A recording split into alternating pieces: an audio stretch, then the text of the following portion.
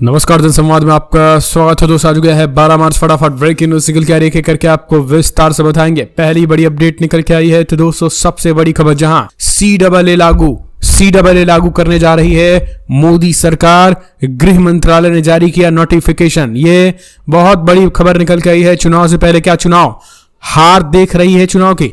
दूसरी खबर, भोजशाला मस्जिद है या मंदिर, ज्ञानवापी की तरह होगा ASI सर्वे। कोर्ट ने मान ली हिंदू पक्ष की बात, अब वहां भी विवाद। तीसरी खबर, केवल एक दिन का समय, आज इलेक्टोरल बॉन्ड देना होगा। SBI के खिलाफ केस चलाने का सुप्रीम कोर्ट के CJI भड़के। चंचूड़ ने कहा ठोक देंगे मुकदमा, SBI के खिलाफ भड़के। अगली खबर हम बताएंगे, जहां खनौरी बॉर्डर पर आंदोलन के दौरान एक बार फिर से किसान की मौत, फूटा किसानों का गुस्सा। बताएंगे मोदी सरकार के खिलाफ खोला मोर्चा। वाराणसी में सीवर की समस्या से परेशान जनता। मोदी के करीबी बीजेपी पार्षद को बना लिया बंधक। जनता का फूटा है गुस्सा। समझिए, एक एक करके आपको जान लेना जरूरी है। उत्तर प्रदेश में अखिलेश और कांग्रेस पार्टी की हुई है बड़ी बैठक। 17 सीटों पे निर्णय लिया गया, ये भी हम आपको बताएंगे। और जल्द ही अमेठी और रायबरेली से उम्मीदवारों का होगा ऐलान। गांधी परिवार को बुला रही है यूपी कांग्रेस। बताएंगे कैसे भाजपाइयों का शुरू हुआ विरोध, ममता ने क्या कुछ ऐलान कर दिया है। तो एक एक करके आपको जान लेना जरूरी है। लेकिन उससे पहले एक छोटा सा निवेदन, अगर आपने चैनल को सब्सक्राइब नहीं किया तो पल पल के अपडेट के लिए चैनल को सब्सक्राइब करना ना भूलें। और राहुल गांधी ने क्या कुछ ऐलान किया है वो भी जान लेना जरूरी। लेकिन उससे पहले छोटा सा निवेदन, चैनल को सब्सक्राइब करें, ज्यादा से शेयर करें। पहली बड़ी अपडेट निकल के आई है तो फिलहाल दोस्तों लागू होगा CAA। जी हाँ, दरअसल गृह मंत्रालय जारी करेगा नोटिस। ये बड़ी अपडेट निकल के आई है दोस्तों। दरअसल आपको बता दें, आखिरकार मोदी सरकार, केंद्र सरकार 2024 लोकसभा चुनाव का हार लगभग समीप देख लिया है। और यही कारण है कि अब CAA से लेकर राम मंदिर तक के मुद्दे जो है वो मुख्य बिंदु बनाए जा रहे हैं। CAA को लेकर के जो है वो फिलहाल बड़ी जानकारी आई है। देश में CAA लागू होने जा रहा है। केंद्रीय गृह मंत्रालय ने इसको लेकर नोटिफिकेशन जारी कर दिया है। केंद्रीय गृह मंत्री अमित शाह ने पिछले महीने ही कहा था कि CAA को लागू करने के लिए नियमों की घोषणा लोकसभा चुनाव से पहले की जाएगी। 27 दिसंबर को कहा था कि कोई भी CAA के क्रियान्वयन को नहीं रोक सकता है, क्योंकि यह देश का कानून है। उन्हें पश्चिम बंगाल की मुख्यमंत्री ममता बनर्जी पर इस मुद्दे पर लोगों को गुमराह करने का भी आरोप लगाया। उन्होंने कोलकाता में भाजपा की एक सभा को संबोधित करते हुए कहा था CAA लागू करना पार्टी की प्रतिबद्धता बताया था। और अब चुनाव से पहले जो है वो लागू हो चुका है। इन नोटिफिकेशन जारी हो गए और जल्द ही लागू हो जाएगा। तो इससे एक चीज़ ये क्लियर हो चुकी है कि भारतीय जनता पार्टी पूरी तरीके से जो डरी है। और CAA जैसे मुद्दे जो उठा करके ही उनका एक आखिरी सहारा हो चुका है। एक और अपडेट निकल के आई है, भड़के राहुल गांधी ने बोला बड़ा हमला। कहा भाजपा सांसद 400 सीट संविधान बदलने की चाहिए। नरेंद्र मोदी और उनके संघ परिवार के छिपे हुए मंसूबे का सार्वजनिक ऐलान है। दरअसल आपको बता दें, एक कर्नाटका के बीजेपी के सांसद अनंत कुमार हेगड़े हैं। उन्होंने कहा था कि बाकायदा हिंदुओं को फायदा पहुंचाने के लिए संविधान में धर्मनिरपेक्ष शब्द हटाने की बात कही। उधर कन्नड़ जिले में एक सार्वजनिक रैली को संबोधित करते हुए उन्होंने ये चीजें कही हैं। अब राहुल गांधी ने इनके बयान पर बड़ा बयान दिया है। राहुल गांधी ने स्पष्ट तरीके से ये चीजें ट्वीट करके कहा है कि संघ और बीजेपी क्या करना चाहता है। भाजपा सांसद का बयान है कि उन्होंने 400 सीट संविधान बदलने के लिए चाहिए। नरेंद्र मोदी और उनके संघ परिवार के छिपे हुए मंसूबों का सार्वजनिक ऐलान है। नरेंद्र मोदी और भाजपा का अंतिम लक्ष्य बाबा साहब के संविधान को खत्म करना है। उन्हें न्याय, बराबरी, नागरिक अधिकार और लोकतंत्र से नफरत है। सीधे तौर पर राहुल गांधी ने ट्वीट करके इसे बड़ा मुद्दा बनाया और मोदी सरकार के खिलाफ जो है वो मोर्चा खोला। कहा जनता से भी अपील की कि 2024 में अगर मोदी सरकार सत्ता में आई तो लोकतंत्र खत्म हो जाएगा। जिस संविधान के बदौलत जनता जो है वो सारे अपने हक के लिए लड़ाई करती है, वो संविधान ही खत्म हो जाएगा। एक और अपडेट, भोजशाला मस्जिद है या मंदिर, ज्ञानवापी की तरह होगा ASI सर्वे। कोर्ट ने मान ली हिंदू पक्ष की बात। दोस्तों, मध्य प्रदेश हाई कोर्ट की इंदौर बेंच ने सोमवार को धार जिले में स्थित भोजशाला के वैज्ञानिक सर्वे की अनुमति दे दी है। Archaeological survey of India ASI को 6 सप्ताह के भीतर सर्वे करना है। हाईकोर्ट ने हिंदू ट्रस्ट की याचिका पर 19 फरवरी को सुनवाई की थी। आदेश सुरक्षित रख लिया गया था। भोजशाला ASI संरक्षित एक स्मारक है जिसे हिंदू वागदेवी माता सरस्वती का मंदिर बताते हैं, तो मुस्लिम समुदाय इसे कमल मौला मस्जिद होने का दावा करते हैं। हिंदू फ्रंट फॉर जस्टिस ने भोजशाला में नमाज पढ़े जाने के खिलाफ 2 मई 2022 को याचिका दायर की थी। वकील विष्णु शंकर जैन ने पुष्टि की कि हाईकोर्ट ने धार के भोजशाला में काशी के ज्ञानवापी की तरह सर्वे की अनुमति दे दी है। 2 साल पहले हिंदू फ्रंट फॉर जस्टिस की ओर से दायर याचिका में एएसआई में सर्वे वैज्ञानिक सर्वे कराने की मांग की थी, और ताकि ये साफ हो सके कि भोजशाला असल में मंदिर है या मस्जिद। कोर्ट ने याचिकाकर्ता की ओर से सबूत के तौर पर पेश किए गए रंगीन चित्रों के आधार पर भी कही है। तो इस तरीके की चीज़ें, यानी यूपी के जो अयोध्या मथुरा काशी की तर्ज पर अब इंदौर में भी हालात खराब करने की कोशिश। एक और अपडेट, सुप्रीम कोर्ट भड़का, इलेक्टोरल बॉन्ड, एसबीआई को लगाई फटकार, कहा 1 दिन का है समय। सुप्रीम कोर्ट ने state bank of India SBI को बड़ा झटका दिया है। कोर्ट ने इलेक्टोरल बॉन्ड की जानकारी देने के लिए समय बढ़ाने की याचिका को खारिज करते हुए कड़ी फटकार लगाई। सुप्रीम कोर्ट ने कहा है कि बैंक ने जानबूझकर आदेश का उल्लंघन किया और इसके लिए न्यायालय की अवमानना का भी केस चलाया जा सकता है। शीर्ष न्यायालय ने सख्त आदेश देते हुए कहा कि 12 मार्च तक ही इलेक्टोरल बॉन्ड से जुड़ी जानकारी निर्वाचन आयोग को सौंप दी जाएगी। आपको बता दें, सुप्रीम कोर्ट ने फरवरी में इलेक्टोरल बॉन्ड पर रोक लगाई थी। ये बड़ी अपडेट, सुप्रीम कोर्ट ने देश के सबसे बड़े बैंक एसबीआई के डायरेक्टर को निर्देश दिया है कि वह अदालत में हलफनामा जमा कर बताएं कि 26 दिनों में उन्होंने क्या किया। कोर्ट ने कहा है कि हम अभी नहीं चाहते हैं कि अवमानना का केस चलाया जाए, लेकिन अगर एसबीआई जानबूझकर इसी तरीके के आदेश का उल्लंघन करता है तो निर्देश का पालन नहीं करता है तो अवमानना की प्रतिक्रिया के लिए मजबूर होना पड़ेगा। तो ये कड़ी फटकार लगाई और कहीं ना कहीं लोकसभा चुनाव से पहले मोदी के सबसे बड़े भ्रष्टाचार पर सीजीआई डीवाई चंद्रचूड़ का हथौड़ा चला है। एक और अपडेट निकल के आई है अगली, जहां खनौनी बॉर्डर पर आंदोलन में एक और किसान की मौत, अब तक 9 लोग गंवा चुके हैं जान। एमएसपी की कानूनी गारंटी समेत विभिन्न मांगों को लेकर शंभू और खनौरी बॉर्डर पर हरियाणा पंजाब के किसानों के आंदोलन जारी हैं। 28वें दिन एक और किसान की मौत हो गई। किसान आंदोलन के दौरान ये भी 9वीं मौत है। जानकारी के मुताबिक भारतीय किसान यूनियन के बलदेव सिंह को सांस में तकलीफ हुई और इसके बाद उनकी हॉस्पिटल में भर्ती कराया गया, जहां उनकी मौत हो गई है। अब तक किसान आंदोलन में 9 लोगों की मौत हो चुकी है, इनमें 3 पुलिस भी शामिल है। बलदेव सिंह पिछले कई दिनों से खनौरी बॉर्डर पर थे।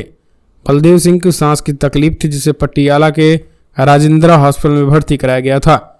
एक और अपडेट निकल के आई है दोस्तों अगली, जहां वाराणसी में फिलहाल मोदी की करीबी भाजपा के पार्षद को जनता ने बना लिया बंधक, फूटा लोगों का गुस्सा।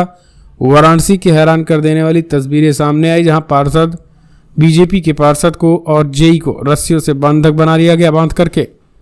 इस बीच आपको बता दें, आक्रोशित जनता ने उन्हें बंधक बना लिया। जनता इस बात से नाराज थे कि बीते 10 दिनों से इलाके में बहती सीवर समस्या का समाधान नहीं हो पा रहा था।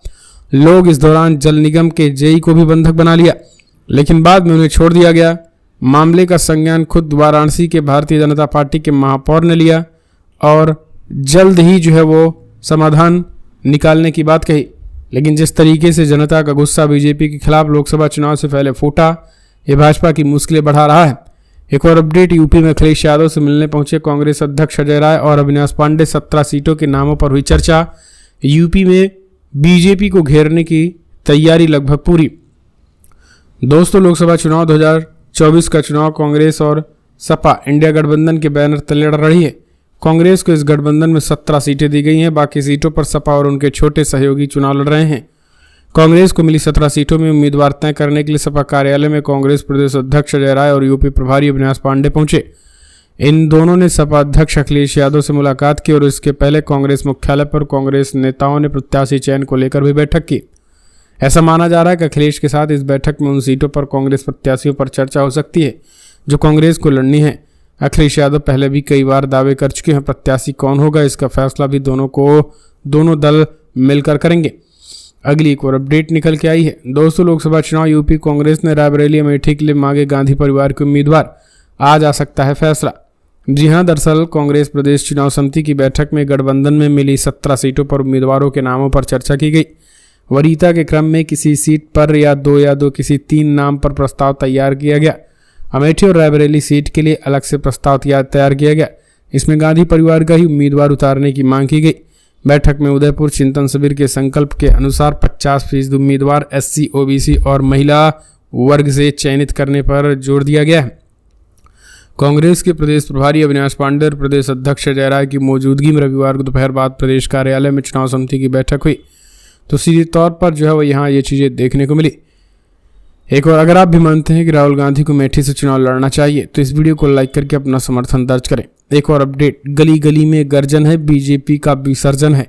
टीएमसी की रैली में ममता बनर्जी ने दिया नया नारा। कोलकाता के ब्रिगेड ग्राउंड में टीएमसी की रैली में पार्टी सुप्रीमो और सूबे के सीएम ममता बनर्जी ने बीजेपी पर जमकर हमला बोला है। जिस मेट्रो का उद्घाटन करने पीएम मोदी आए थे वो मैंने ही बनाई थी, मैंने परियोजना के लिए भुगतान किया था। साथ ही कहा है कि एनआरसी लागू नहीं होने देंगे, आधार कार्ड की स्क्रैपिंग नहीं होगी। इस दौरान उन्होंने चुनाव आयुक्त तरुण गोयल के इस्तीफे पर भी कहा है कि सबसे बड़ी बात तो मैं चुनाव आयुक्त के इस्तीफे की करूंगी। रिपोर्ट्स पता चला है कि उन्होंने बंगाल पर बलपूर्वक नियंत्रण करने की कोशिश की है और चुनाव आयुक्त ने इसे स्वीकार नहीं किया। हम इस बैठक की ओर से उन्हें सलाम करते हैं और यही कारण है कि उन्हें इस्तीफा देना पड़ा। तो ये चीज़ें जो है वो भाजपा को तगड़ा झटका। एक और अपडेट निकल के आई है दोस्तों, जहां केजरीवाल को माफीनामा लिखने का टाइम, सुप्रीम कोर्ट ने कहा हम आगे विचार को भी ये तैयार। दिल्ली के सीएम अरविंद केजरीवाल के खिलाफ दायर मानहानि केस में ट्रायल पर स्टे का सुप्रीम कोर्ट ने एक बार फिर बढ़ा दिया। शिकायतकर्ता की ओर से ये कहे जाने पर कि आम आदमी पार्टी के प्रमुख की तरफ से सार्वजनिक माफी मांगने पर विचार करने को तैयार है। कोर्ट ने 2 महीने के लिए स्टे को बढ़ा दिया है। केजरीवाल के खिलाफ मानहानि का ये शिकायत यूट्यूबर ध्रुव राठी के एक वीडियो को रिट्वीट करने की वजह से की गई थी, जिसमें भाजपा आईटी सेल को लेकर के कई आरोप लगाए गए थे। केजरीवाल को माफीनामा लिखने के लिए समय देते हुए जस्टिस संजीव खन्ना और दीपांकर दत्ता की बेंच ने कहा कि यदि आप माफी मांगना चाहते हैं तो आप बिना अधिकारों और तर्कों को प्रभावित किए बिना ऐसा कर सकते हैं।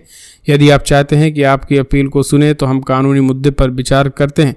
रिट्वीट करना आपराधिक मानहानि है या नहीं, मामले की अगली सुनवाई 13 मई को शुरू होगी। एक और अपडेट निकल के आई है, गिरिराज सिंह का बेगूसराय में विरोध, बीजेपी कार्यकर्ताओं ने ही दिए काले झंडे, मुर्दाबाद के लगे नारे। केंद्रीय मंत्री बिहार के बेगूसराय के सांसद गिरिराज सिंह का अपनी ही पार्टी में विरोध तेज हो गया है। बेगूसराय के बछवाड़ा में रविवार को नाराज चल रहे बीजेपी कार्यकर्ताओं ने काला झंडा दिखाकर गुस्से का इजहार किया। कार्यकर्ताओं ने कहा है कि भ्रष्टाचार के कई मामले हमने सांसद जी को अवगत कराए हैं, लेकिन उसके बावजूद भी कोई कार्रवाई नहीं कर रहे हैं, जिससे लोगों में गुस्सा फूट पड़ा है। और यही कारण है कि उन्होंने गिरिराज सिंह, जो बात बात पर मुसलमानों को पाकिस्तान भेजने का दावा ठोंकते हैं, उनको जो है वो जनता ने घेर लिया और पूरी तरीके से उनको दौड़ा लिया। तो गिरिराज सिंह का जिस तरीके से बेगूसराय में विरोध हो रहा है, इसके बाद से भारतीय जनता पार्टी मुश्किलों में आ चुकी है। एक और अपडेट निकल के आई है, तेलंगाना सीएम पर कांग्रेस दलित नेताओं से भेदभाव का आरोप। यादाद्री मंदिर में वे स्टूल पर बैठे दलित डिप्टी सीएम और महिला नेता को नीचे बिठाया।